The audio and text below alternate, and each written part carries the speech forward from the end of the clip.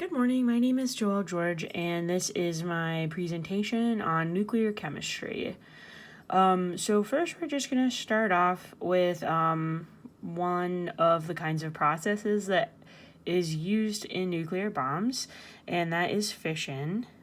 So fission is the splitting of the nuclei of heavy atoms.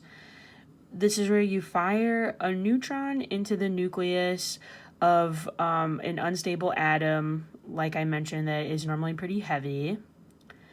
You use the isotope of a heavy element because the isotope of a heavy element is going to be unstable. And then if you use these particular elements, that will then release 2 or 3 neutrons when hit. So those elements are uranium and plutonium, especially uranium-235 and plutonium-239.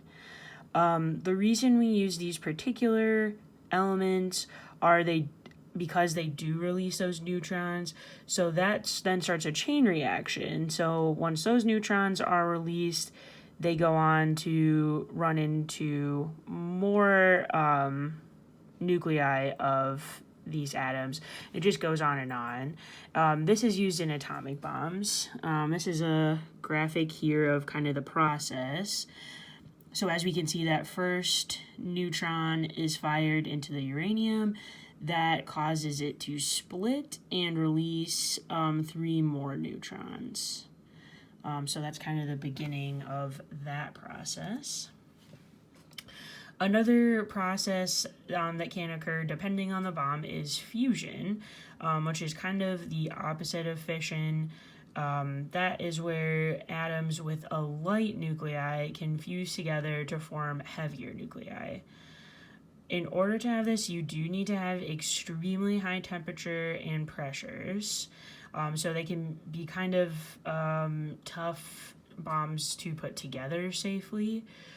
They use deuterium and tritium, which are isotopes of hydrogen, and those are used to combine to form an unstable helium isotope. The helium then stabilizes into its more stable form, and then it releases a neutron that can be used to start a fission chain reaction. So fusion bombs use fusion and fission. And then this is how hydrogen bombs work, and this is kind of a graphic here. So in that middle we have the deuterium and the tritium, and that in the second picture, that's our helium there, and this is the reaction that's being caused there. Okay, so in order for these bombs to work, they need fuel. As we mentioned before, there are certain kinds of isotopes of elements that work the best. The first one of these is uranium. It can be found or mined throughout the world, but less than 1% of it is already in the isotope form that we want, which is uranium-235.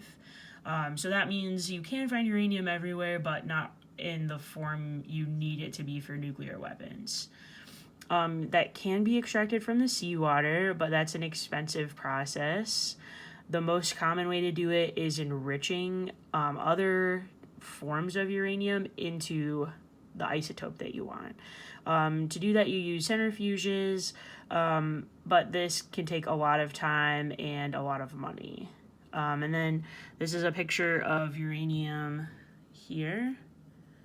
And then this is a diagram of what it looks like. It makes sense that it's unstable if you look at kind of how big that nucleus is, and there's all these electrons around it. Next we have plutonium, which this is something that only a very little bit can be found naturally. It's most generally produced. It can be produced as a byproduct of fission, and then it's reprocessed. It's a a pretty extensive process, and it requires expensive equipment, very state-of-the-art facilities, and remote handling equipment, obviously because it's very delicate. And then this is a picture, this is plutonium here. Okay, so next we'll go into how fission bombs are designed in order for the chemistry to work. So the trick is it's important to keep the fuel far enough apart that the bomb doesn't go off too early, but you want it close enough so it does perform when it needs to. So kind of a delicate balance there. You, essentially what you want is you want as much fission to happen as possible before the bomb explodes, so that way it has more energy and power. A mechanism that they use for this to work is it's called a tamper. That's made of uranium-238, so a different form of uranium. This is heated and expanded by the core.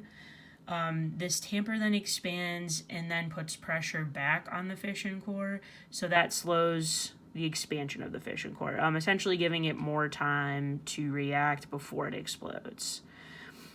There's two ways to trigger these bombs, each of which were used in a different bomb that the United States used on Japan. So the first way is as seen with Little Boy, which was used on Hiroshima. That's kind of a bullet mechanism and uses a barometric pressure sensor. This is a picture of that. So you have your chemical explosion on one end. This is that subcritical mass of the uranium-235. They hollow out a little bit in the center there and take that to put over here. Essentially, this is going to explode and shoot this little bullet here over here, causing it to trigger. Another way to trigger is the implosion triggered bomb. It's a little more complex, but is more powerful. That was used with Fat Man, which was used on Nagasaki. What happens here is the fuel is compressed into a spear by implosion. So that's what we see here. Last, it seemed like the responsible thing to do to go over the effects of nuclear weapons. They're incredibly dangerous and damaging, and definitely a real concern for the world going forward. So, some effects of nuclear weapons, of course, you have a wave of intense heat from the explosion. Everything in that hypocenter, or that exact area where the bomb is exploded, is immediately vaporized.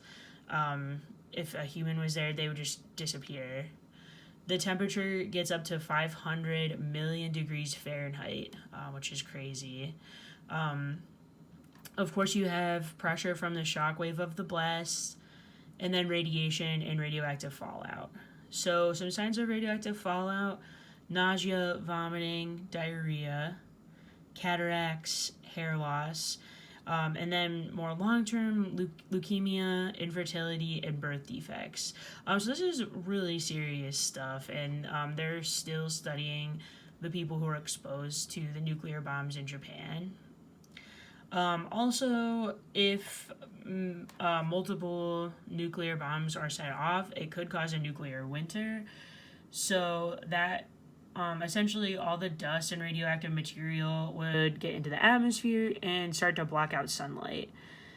This would lower the temperature of the planet, reduce photosynthesis for our plants, which would then cause a food shortage, and could very well result in the end of the human species. This is a picture of a man after the bombings on Japan. You can see he has some radiation burns. And then this was a pretty devastating picture of Hiroshima after the bomb. As you can see, just everything completely destroyed here. Thank you very much for listening.